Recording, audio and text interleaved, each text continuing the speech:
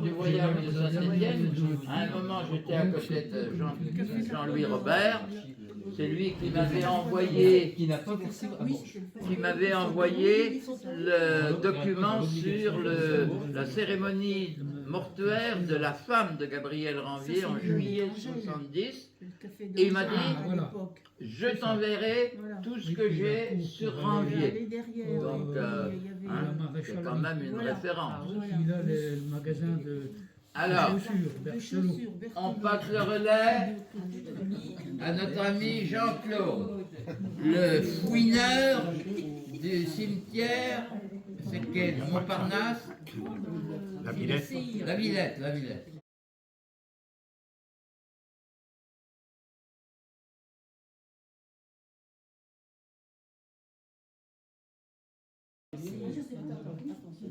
Bon, Et effectivement, dans le bouquin Le Christ de Belleville, il n'y a pas de document sur la tombe de Gabriel Ranvier.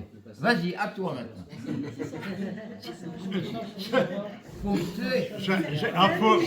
Faut l'abattre, le mec. Silence. Non, en gros, moi je fais des recherches généalogiques et journalistiques. Donc, je vais essayer d'être assez court, parce que comme Michel a monopolisé pas mal l'attention du public, simplement en rappel généalogique.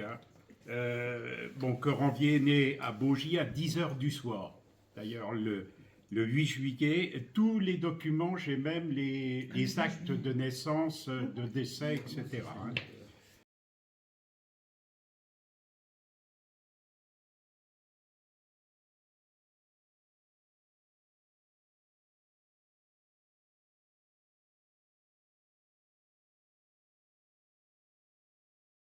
Donc, rue du Docteur Tillet.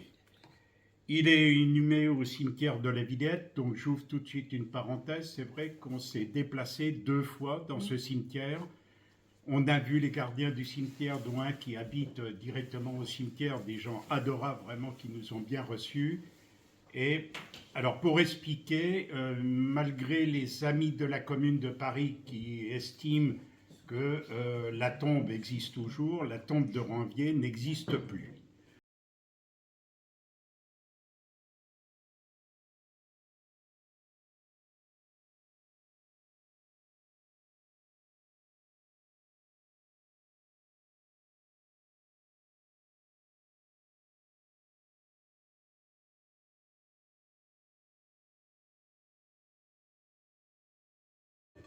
Tout simplement, dans la période de 1870, 1880, etc., il y a eu excessivement d'enterrements de faits dans les cimetières parisiens. Au-delà des histoires de la Commune, il y a eu aussi des problèmes de maladies assez importantes qui ont fait qu'il y avait un nombre extraordinaire de personnes qui étaient inhumées. Et en fait, il y avait un empilement un petit peu, il arrivait un moment qu'il y avait un empilement des cadavres. Comme il n'y avait pas de règles d'attente pour exhumer les personnes, et à cette époque-là, il n'y avait pas les règles comme maintenant, où quand un cadavre est sorti, enfin une personne est sortie, à partir de ce moment-là, c'est inscrit sur les registres. On pense à peu près l'endroit où il a été inhumé, de par les journaux parisiens. Bon, je ne peux pas aller trop loin aujourd'hui, mais enfin, certaines choses. Mais on peut considérer, comme il y a eu un empilement de personnes, on ne sait pas si ces restes ont été extraits à un moment et ont été mis en dépôt, disons, au Père-Lachaise, ou alors si ces restes, avec d'autres personnes, sont encore dans un endroit bien défini de la Villette. Donc on n'a pas pu aller plus loin de ce côté-là. À savoir aussi, il a été marié 3 fois.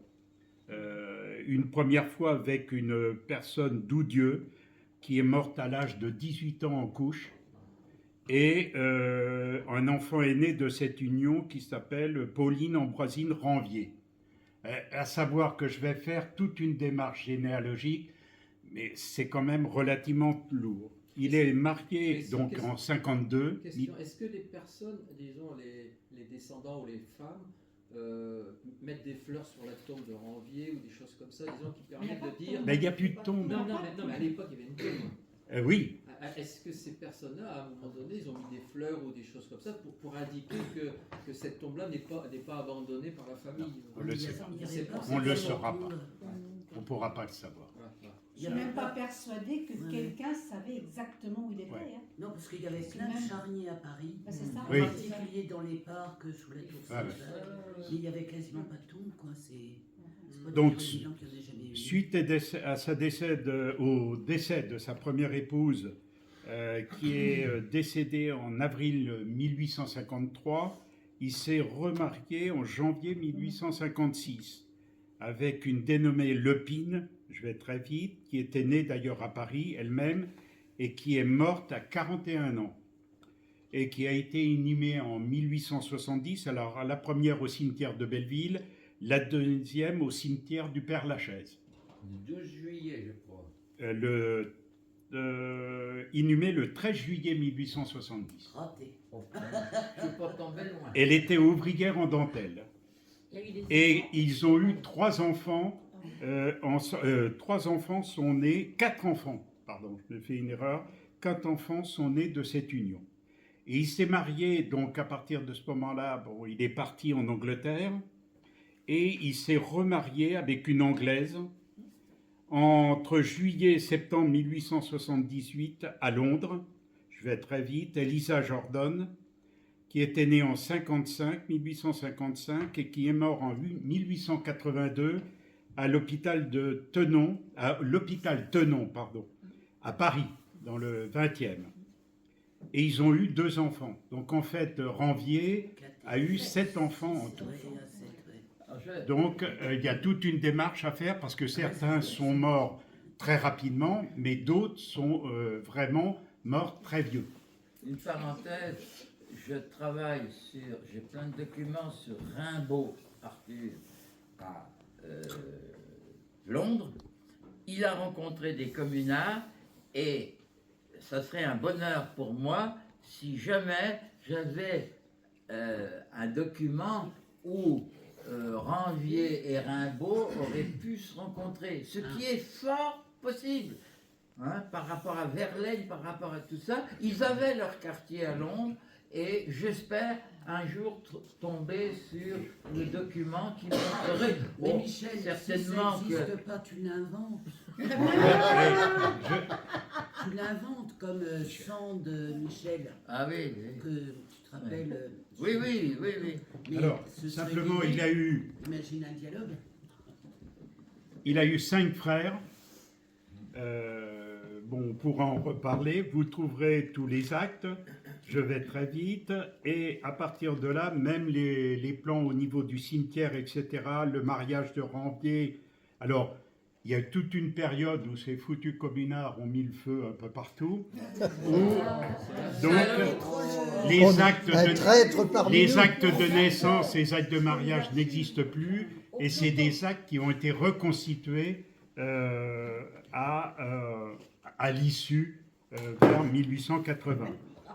Une chose que j'ai découvert et que tu savais peut-être, au niveau de Doudieu, qui est enterrée à Belleville, donc la première femme de Ranvier, j'ai découvert que plus de 3200 tombeaux aient été édifiés dans ce cimetière. Au sein de ce cimetière, couvert de lierre et de quelques 80 armes, un mémorial évoque la Commune de Paris.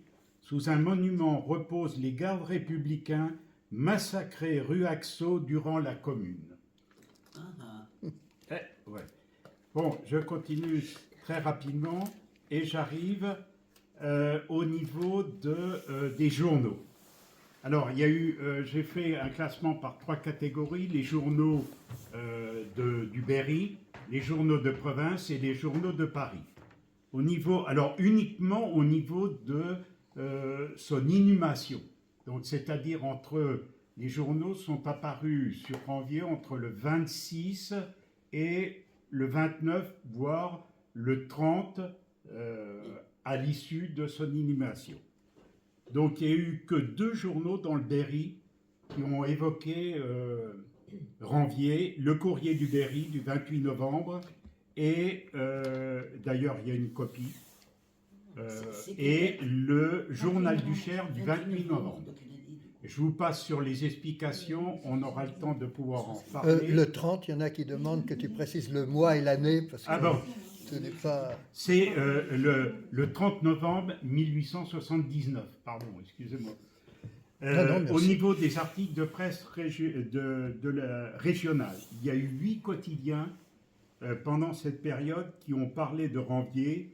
Alors, en gros, 3 articles sont plutôt neutres, parce que j'ai considéré, bon, ils évoquaient un peu le décès, des fois un peu la vie, des fois tout ce qui a eu lieu autour de l'inhumation, mais pas plus loin. Et 5 articles sont très loin d'honorer Gabriel Ranvier. Je passe sur un petit peu les détails.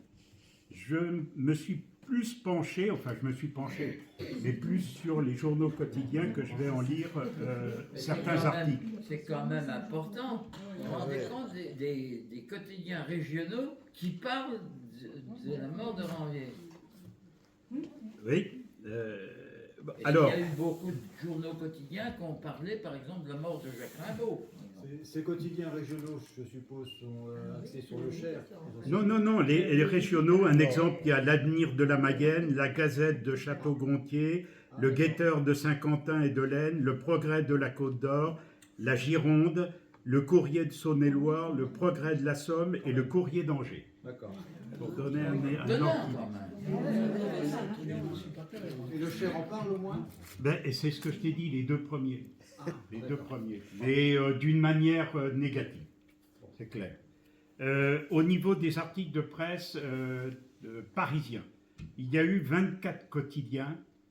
Et au niveau de ces 24 quotidiens, il y a eu 35 articles qui ont fait état de Ranvier, dont 5 articles plutôt positifs, voire très positifs, 8 articles plutôt neutres, 14 articles très loin d'honorer Ranvier et la commune, 6 articles brefs et rubriques nécrologiques, simplement en faisant état, et il y a eu 2 articles que j'ai pris aussi, un au niveau de la Nouvelle-Calédonie, mais qui n'évoquait pas Ranvier, qui évoquait la problématique encore, quand Ranvier est décédé, il y avait encore bien sûr des communards qui étaient là-bas en Nouvelle-Calédonie. On est avant l'amnistie générale. Certains députés qui évoquaient cette affaire, qui disaient qu'il fallait suffire, il fallait arrêter, il fallait arrêter tout ce truc-là. Alors, je vais vous lire le mot d'ordre. Le mot d'ordre, c'est un journal qui était pro-Ranvier, on va dire. Je vais lire 2... j'ai fait beaucoup de coupures, parce que sinon, ce serait important. Donc, à la dernière heure, on vient de nous apprendre une triste nouvelle. Le citoyen Ranvier, ex-membre de la Commune de Paris, est mort. Il est trop tard pour que nous puissions, dans ce numéro, retracer la vie de ce vaillant démocrate qui a pris part à toutes les luttes contre l'Empire et à qui la République a offert pour toute récompense 9 années d'exil. Nous raconterons demain comment, après les douloureux événements de mai 1871, Ranvier est allé chercher un asile à Londres, d'abord à Pise ensuite. C'est à Pise que la maladie, une maladie mortelle, l'a pris et l'a terrassé. Comme il était visiblement condamné, comme il allait mourir, la République opportuniste lui permit de revoir la France avant de fermer les yeux. Encore lui marchanda-t-on cette triste faveur. La durée du sauf-conduit dont il était porteur expira. Il était mourant. Le transporter hors de France c'eût été l'assassiner. Le ministère recula devant la responsabilité d'une pareille mesure. D'ailleurs, l'agonie était proche. On consentit à le laisser mourir en paix. Que cet inflexible républicain dont la vie n'a été qu'un long dévouement à l'idée démocratique reçoive ici le dernier adieu de ses amis. Ranvier vient de mourir à Paris, à Belleville, dans cet arrondissement qui le choisit pour maire après le 31 octobre 1870, afin de protester contre la trahison accomplie de Bazaine et la trahison imminente de Trochu, et qui, le 26 mars 1871, l'envoya au gouvernement de l'Hôtel de Ville. Il vient de mourir en France par hasard, comme tous ceux qui ont voulu sauver leur patrie, comme les escus de la Restauration, comme quelques-uns des serviteurs du peuple en 1848, parce que, chassé de l'Italie et revenant à Londres, il fut à son passage dans Belleville immobilisé par la paralysie. Sa vie d'exil fut longue et exemplaire, sa vie d'action courte comme celle des héros. Avec cette poignée de braves, aujourd'hui dans la terre ou ensevelis dans la Calédonie et l'exil, il s'attacha au flanc du colosse impérial que chatouillaient à peine nos dictateurs d'aujourd'hui. Au moment décisif, le jour même où Émile Ollivier, à la tribune, déclarait la guerre d'un cœur léger, il massait le peuple à la Bastille et le faisait descendre sur les boulevards en chantant « Les peuples sont pour nous des frères et les tyrans des ennemis ». Le 3 septembre, quand la nouvelle de ce danse éclata dans Paris, il souleva le peuple, remplit le boulevard d'une foule criant « Déchéance » et tomba inanimé sous le coup à la tête de Pietri. La foi punique des 3 Jules qui, après les 31 octobre, ayant juré l'amnistie, le firent arrêter, l'empêchèrent de l'associer aux efforts de Delescluze, retardant la capitulation. Mais après le 18 mars, Ranvier fut désigné par le comité central pour déjouer les perfidies des Vachereau, Vautrin, Demarty, Tirard, etc. Et c'est lui qui fit signer leur capitulation aux maires. Ceux-là qui l'ont connu peuvent dire si les matadors de l'enquête parlementaire en menait large devant lui. Le 28 mars, celui qui, devant 200 000 Parisiens fouettant l'air de leurs fusils, de leurs képis, de leurs drapeaux, au milieu du grondement des canons, du rappel des clairons, des frissons de la Marseillaise, jetait ce grand cri après lequel le peuple ne voulait rien entendre: la Commune est proclamée. Ce fut Gabriel Ranvier qui fut choisi par ses collègues du comité central et du conseil de la Commune pour annoncer l'ère nouvelle. Je reprends autre part.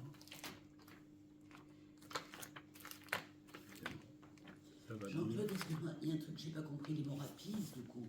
Comment? Non, à Bourges. Ah, Non, il est d'Italie, il a demandé un sauf-conduit pour venir. D'accord, parce que tout à l'heure, Il est tombé malade. Effectivement, il y avait eu un document où il ne voulait pas le transporter parce qu'il était en pleine agonie. Et c'est là que j'ai. Ah oui, non, mais Mais au il est mort départ. à Paris, quand même. Attends, j'essaye. D'accord. Au départ,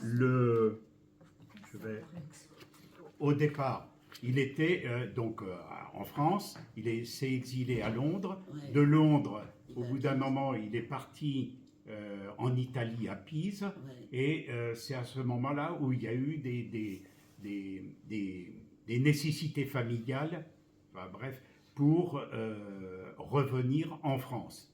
Et il fallait un accord du gouvernement en place, puisqu'il était exilé, il était en plus recherché, etc. Il était condamné à mort pour revenir en France. Par le Conseil Et de c'est guerre. pour ça qu'il a eu un accord pour venir, mais déjà à Pise, enfin je vais très vite, parce qu'il était déjà malade, il avait rencontré certains de ses compagnons, etc. Mais il est revenu, et c'est lorsqu'il est revenu qu'à partir de là, la santé s'est vraiment très affaiblie. Et d'ailleurs, dans un des journaux,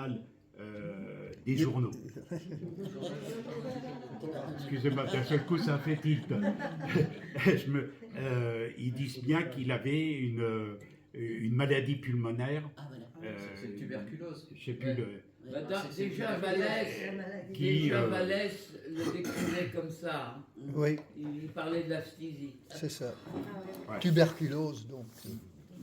Oui, une tuberculose pulmonaire. C'est ça. Voilà, c'est ce qu'on... Alors, je continue. 2 fois, Ranvier fut nommé membre du comité de salut public. Tant l'autorité de son nom parut salutaire, tant le conseil de la Commune et Paris avaient confiance dans cet homme vaillant.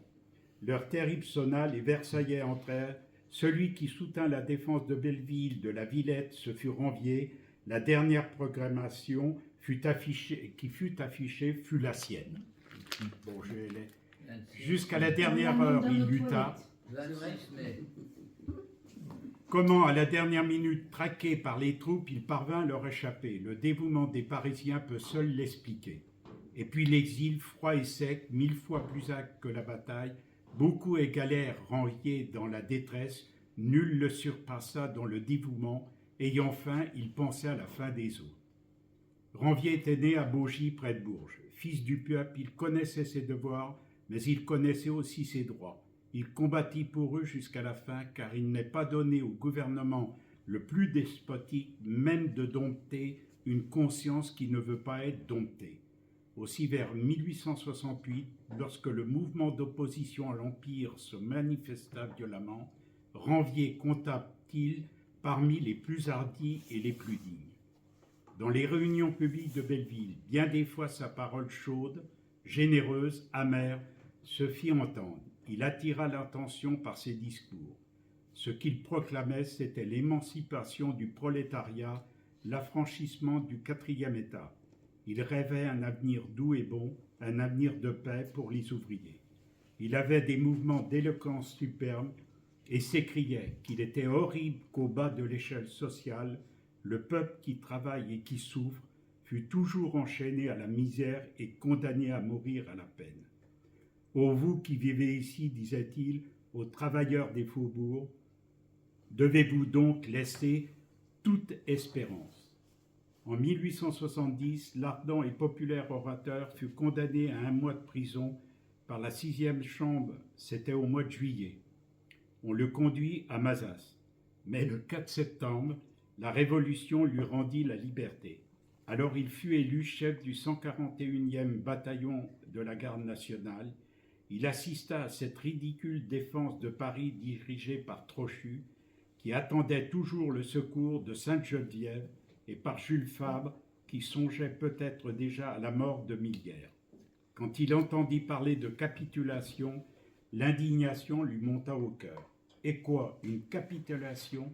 C'est là tout ce que les braillards de l'hôtel de ville, une population de 300 000 hommes valides, s'étaient offerte pour aller à la victoire, et on lui offrait la honte.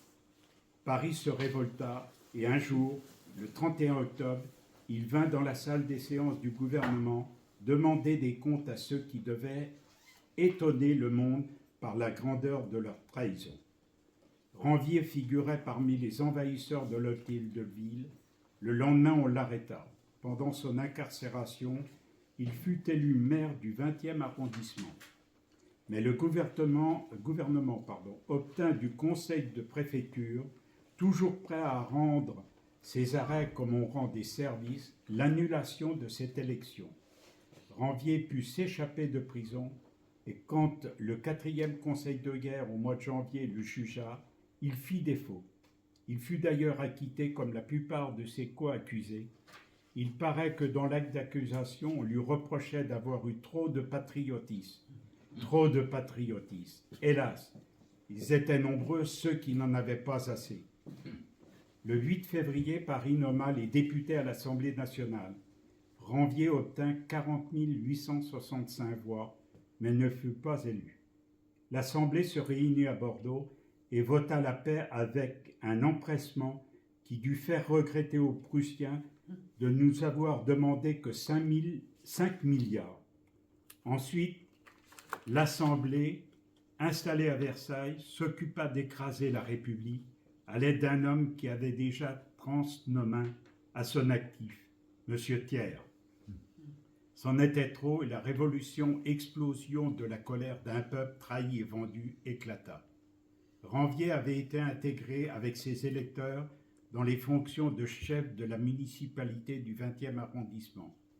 Lors des tentatives faites par un certain nombre de députés et de maires de Paris pour amener une entente au sujet de la fixation du jour des élections, il fut délégué par le comité central auprès d'eux avec le citoyen Arnold pour cette négociation et, le 25 mars, il adressait à ses administrés une proclamation dans laquelle il les invitait à voter le lendemain. Ce jour-là, il fut élu membre de la Commune de Paris par 14 127 voix. Après la réduction de Paris, quand l'œuvre du sang fut consumée, Ranvier, qui avait suivi la Révolution jusqu'à ce lieu sinistrement choisi où elle devait finir, le Père-Lachaise, après l'écrasement de la capitale et la défaite des prolétaires, Ranvier se réfugia à Londres. Ici se passa un fait horrible. Alors je ne savais pas. Comme les hommes de l'ordre n'avaient pu prendre Ranvier, ils prirent son fils. Ce fils avait une douzaine d'années. On le mena au chantier, à Versailles. Il y restait plusieurs mois. Là, tous les matins, on venait lui dire « Indique-nous l'endroit où se cache ton père et tu seras libre. » L'enfant, qui était un petit héros, n'ouvrit jamais la bouche. On exerça contre lui toutes les tortures morales et physiques. On lui fit peur, on lui refusa la nourriture. Il resta inflexible, il ne vendit pas son père.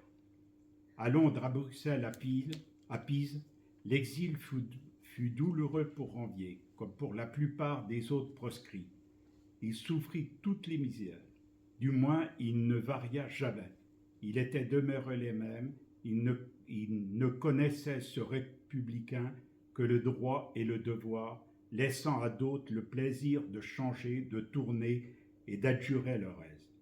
Ceux qui ont vu Ranvier à ces derniers moments pourront dire avec quel courage il accepta leur plus vive douleur. Il avait plusieurs fois affronté la mort et il l'a vu venir sans faiblesse. Et qu'il est mort pauvre, très pauvre, car il avait appartenu à un parti qui ne fit pas d'emprunt à la Banque de France, qui ne spécula pas sur la rente, qui ne fit pas de conversion. La République finie, il n'avait demandé à sa barricade écroulée que la pierre de sa tombe. Alors, autre chose, si vous voulez, hein, je peux... il y a eu une lettre qui a été reçue par ce journal et qui a été lue, lettre qui émanait de Guy Moy, l'ancien chef de comptabilité à la délégation des finances, et qui dit « La mort ne permettra pas à Ranvier de lire l'hommage que je viens rendre à sa probité. » On a pu lire dans la revue des Deux Mondes du 15 juin, page un tel, deuxième renvoi, le dernier argent que reçut le délégué aux finances lui fut remis par Gabriel Ranvier, 7 000 francs provenant de la caisse du 20e arrondissement. Or, ce fut entre les mains que Ranvier versa cette somme de 7 000 francs en billets de banque à la mairie du 20e arrondissement le samedi 27 mai vers 6 heures du soir. Une heure après, il me prévenait que les troupes de Versailles occupaient la place des Fêtes, qu'on connaît, et que nous devions songer à la retraite. Le lendemain, quand la lutte fut terminée, Ranvier n'avait que 27 francs en poche. Vous connaissez ça? Non, non, ça. Alors maintenant, si ça vous arrête, la partie des obsèques. Parce que là, ils ont fait un petit peu l'histoire. C'était hier, jour de deuil dans la grande famille de la démocratie. 2000 personnes. Alors bon, il faut relativiser. Fonction des journaux, on va de 200 à 2000. Environ, mais je pense qu'il y avait énormément de monde au vu de la lecture de certains documents. 2000 personnes environ accompagnaient à sa dernière demeure un vaillant républicain que les souffrances endurées pendant un exil de 8 ans venaient de tuer. Le convoi funèbre de Gabriel Ranvier est parti de la rue des Tournelles, où cet exclu de l'amnistie habitait. Il y avait là, dans la maison portant le numéro 2, une petite chambre très triste, misérable même, dans laquelle il était venu s'installer depuis peu avec sa femme et ses enfants. À midi, donc la femme anglaise, à midi, le cortège s'est mis en marche au cri de « Vive la République, vive l'amnistie ». Beaucoup de fois, on parle de l'amnistie. Oui, puisqu'on était en 79 et que l'amnistie n'a eu lieu qu'en 80. Voilà. Ranvier a été, Ranvier a été vénérable de la loge de la ligne droite. Aussi un grand nombre de francs-maçons avaient-ils tenu à accompagner leur frère jusqu'à sa tombe, Revêtus de leur insigne, ils suivaient les premiers le cercueil. 2 immenses couronnes étaient portées à bras de chaque côté du cercueil. Sur l'une, on lisait cette inscription à Ranvier les proscrits de 1871 et sur l'autre à Ranvier le comité libre du 20e arrondissement. Tous les assistants avaient à la boutonnière des bouquets d'immortels. Sur le parcours, la foule était massée sur les trottoirs, aux portes, aux fenêtres, s'inclinant avec déférence. Rendons justice à M. Andrieux, c'est le commissaire de police. Il a fait contentieusement les choses. Jamais nous n'avions assisté à un tel déploiement de force. À chaque pas, 5 ou 6 agents étaient postés en observateurs. À 12h30, le cortège est entré dans le cimetière de la Villette. La tombe préparée pour recevoir le cercueil de Ranvier est au fond du cimetière. La foule s'est groupée autour, silencieuse, recueillie, émue. Le fils de Ranvier, maréchal de logis des Dragons, les yeux en pleurs, appuyé sur le bras de 2 vieux amis de son père, était là au bord de la fosse entrouverte. Notre ami et collaborateur Jacques Tabado avait été chargé de lire sur la tombe du vaincu une dépêche envoyée par Alphonse Imbert, qui plaide dans le Midi la grande cause de l'amnistie plénière. Voici cette dépêche. Retenu à Vaucluse, je n'ai pu serrer la main de mon vieil ami, de mon ancien compagnon de combat et de défaite. C'est une profonde douleur pour moi. J'aurais voulu accompagner jusqu'à sa dernière demeure celui que la mort, plus clémente que M. Waddington et Leroyer, vient d'initier. Là, j'aurais dit combien je l'aimais, combien je l'estimais. Pauvre Ranvier. Il avait toute sa vie défendu la République, et c'est la République qui l'a tué en prolongeant son exil. Il est parti sans avoir vu le triomphe de nos idées, car nos idées triompheront si j'en juge par les immenses acclamations qui, autour de moi, saluent la République sociale. Après la lecture de cette dépêche, dernier adieu de celui qui revenait du bagne à celui qui revenait des îles, notre collaborateur a pris la parole en ces termes. Le douloureux honneur de venir parler sur la tombe de celui qu'un exil de 10 ans a tué aussi sûrement qu'un peloton d'exécution me revient de droit. En effet, j'ai connu Ranvier en proscription quand je le vis pour la dernière fois à l'étranger. Il venait de Londres, il allait à Pise. Voilà. Et à Bruxelles, je passais quelques heures avec lui. Déjà sa vie s'était usée avant le temps sur les âpres chemins de l'exil. Mais il était resté le même, droit et ferme, prêt à recevoir la mort à la façon du gladiateur antique, l'épée hors du fourreau. Infortuné Ranvier, je l'entends encore m'annoncer son départ pour Pise. Il avait confiance dans le climat d'Italie. Il croyait y retrouver la force, la santé. Hélas, ce qu'il lui aurait fallu, c'est la patrie. Ce qu'il lui aurait fallu, c'est la patrie, car il est mort de l'exil. On lui accordait bien le droit de venir à Paris, mais il était trop tard. La maladie l'avait miné. Il était déjà tenu par la mort. Mais s'il avait pu rentrer en France il y a 1 an, il n'aurait pas eu à supporter de cruelles douleurs, un surcroît de souffrance. Il n'aurait pas eu à vider jusqu'au bout la coupe d'angoisse. Il aurait été sauvé, il vivrait encore. L'amnistie pour Ranvier serait été la guérison. Il faut que les prescripteurs le sachent bien, ils l'ont tué. Je ne vous raconterai pas, citoyens, la vie de Gabriel Ranvier, il était connu de vous tous. Vous n'ignorez pas quel fut toujours son dévouement à la cause, au peuple. Le peuple, il rêvait son affranchissement, la fin de ses souffrances, son bonheur et sa paix. Il voulait que le peuple cessât enfin d'être la plèbe, le canal, il y a un truc, la populace, l'espèce, l'engeance. La canaille, peut-être. La canaille, oui, mais il y a autre chose après. D'accord, Mais, ok. bon, j'ai fait des transcriptions, il y a quelques petites erreurs, excusez-moi. Il voulait que le peuple fût le peuple souverain et il consacra sa vie à la défense du 4e État. Ensuite, le citoyen Boulard, revêtu de ses insignes de franc-maçon, a prononcé quelques paroles. Le citoyen Boulard a défendu la cause de l'amnistie au nom de la justice et aussi dans l'intérêt même des gens qui refusent de la voter. Si nous faisons à Ranvier, dit-il, des funérailles pleines de grandeur et de respect, c'est que nous voulons en toute occasion honorer la mémoire d'un vaincu. Un amnistié, le citoyen Gérard, a adressé au nom des proscrits un adieu suprême à l'ancien membre de la commune. Enfin, un second amnistié, le citoyen Guy Locher, rapatrié par le Calvados, a rempli le même devoir au nom des déportés de l'île des Pins et de la presqu'île du Caux.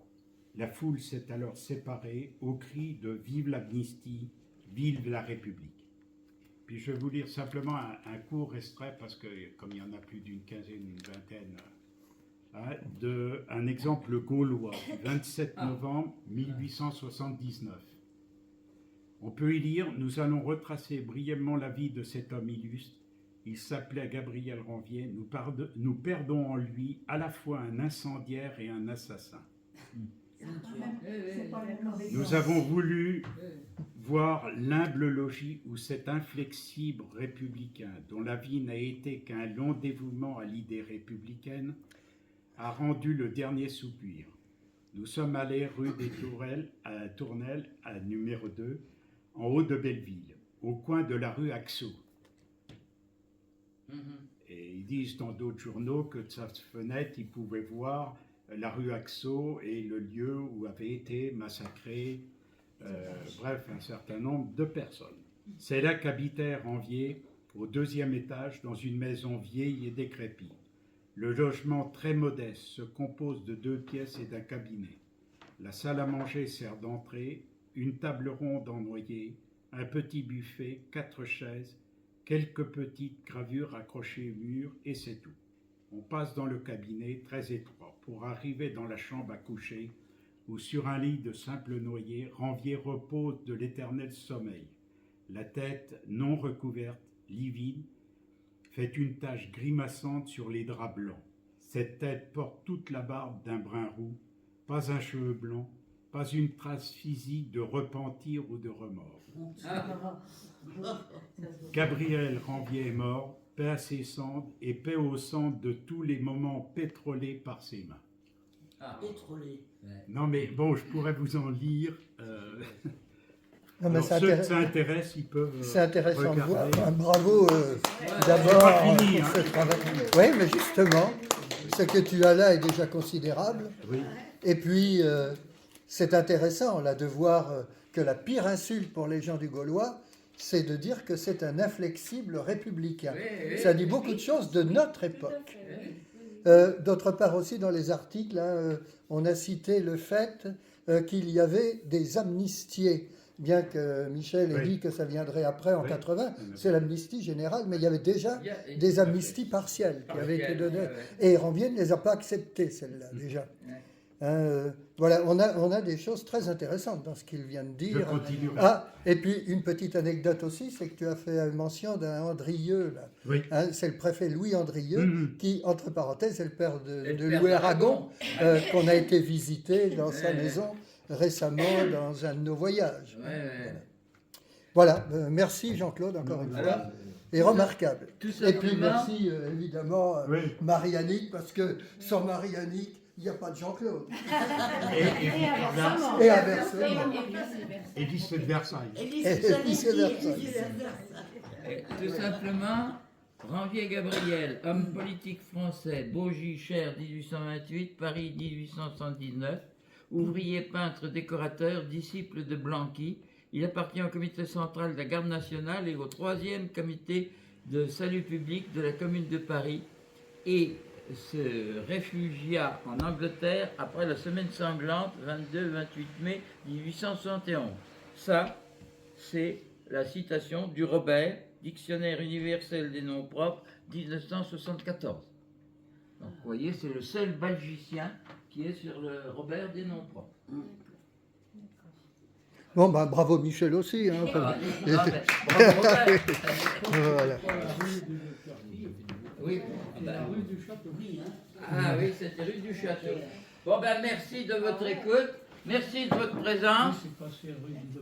Vous pouvez emmener des petites serviettes rouges, ça vous servira de drapeau. Voilà, oui.